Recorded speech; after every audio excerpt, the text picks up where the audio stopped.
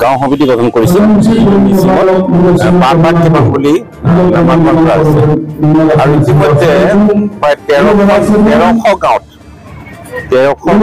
বাৰ্তাত গঠন কৰা হৈছে আৰু গঠনৰ পাছত প্ৰতি জিলাত সমাৰোহ আহ্বান কৰা হৈছে। ইতিমধ্যে আজি ধেমাজি জিলা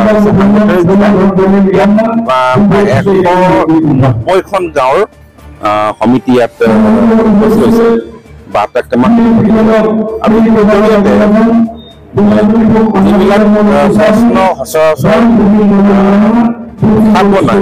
উত্থাপিত হয় ৰাইজৰ মাজত এখন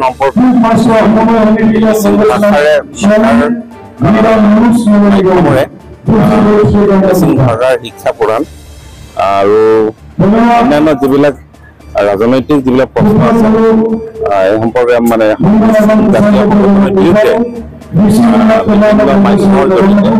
এই সম্পৰ্কে কেন্দ্ৰীয় কমিটিৰ পৰা বক্তব্য দাঙি ধৰা হৈছে যি বক্তব্যৰ জৰিয়তে গাঁও সমিতিসমূহে গাঁৱত সভা সমিতিৰ জৰিয়তে প্ৰচাৰ চলাব।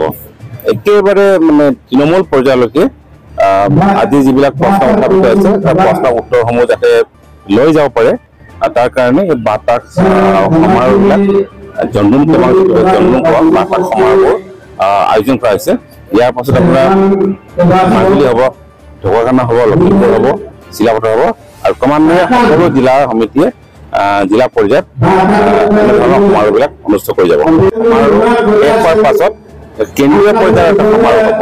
বাৰ্তাক কিমানবোৰ গাঁও 1300 গাঁও সমিতিৰ প্ৰতিনিধিৰ জৰিয়তে তেওঁলোকৰ অংশগ্ৰহণৰ জৰিয়তে কেন্দ্ৰীয় সমাৰোহ আহ্বান কৰা হ'ব। 3 লাখ টাৰ্গেট কৰা হৈছে। চিডিউলটো আলোচনা চলি আছে। ইতিমধ্যে ৰাজ্য চৰকাৰে কেন্দ্ৰীয় চৰকাৰে প্ৰেৰণ কৰিছে আৰু কেন্দ্ৰ চৰকাৰক জনোৱা হৈছে 15 দিনৰ ভিতৰতে দ্বিপাক্ষিক বৈঠক আহ্বান কৰিব বুলি কেন্দ্ৰীয় চৰকাৰৰ পৰা গম পাইছোঁ। আমি কেৱল এতিয়া বহুতো বিভিন্ন জনগোষ্ঠীৰ অনামিছসকলৰ কিছু আপত্তি আছে, অভিযোগ আছে। সেই অভিযোগবিলাক আমি নাইকিয়া কৰিবলৈ আমি প্ৰচেষ্টা হাতত লৈছোঁ আৰু যিটো আমি সাংবিধানিক জয়ন্তীযুক্ত যিটো আমি স্বায়ত্তশাসন বিচাৰিছো অৰ্থাৎ যিটো চিভিলৰ অন্তৰ্গত স্বায়ত্তশাসন বিচৰা হৈছে তাত কোনো অনামিছি নাথাকিব। এই ধৰণে আমি সীমা নিৰ্ধাৰণ কৰাৰ আমি চেষ্টা চলাই আছো আৰু এইটো ৰাজহুৱা কৰাব, লুকাই চুৰি কৰা নহ'ব।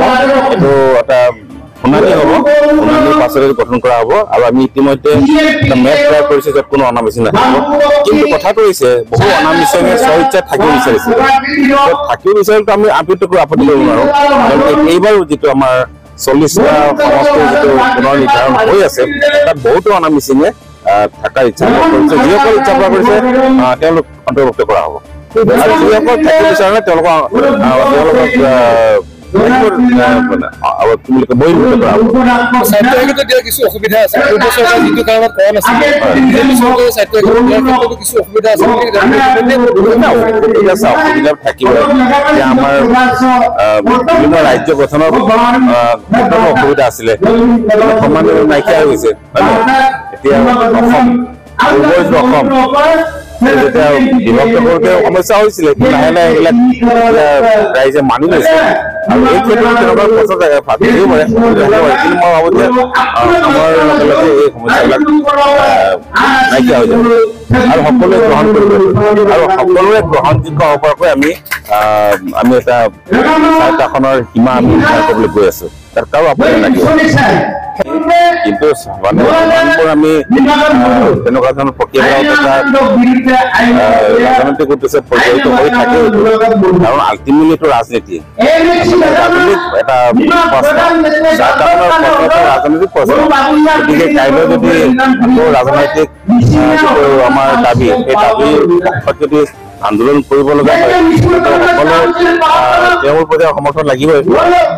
হ'বও পাৰে ৰাজ্য চৰকাৰে বা কেন্দ্ৰ চৰকাৰে আমি বিজয় মতে যদি মানে দাবীটো মানি নলয় তেতিয়াহ'লে হ'বও পাৰে, হ'ব পাৰে।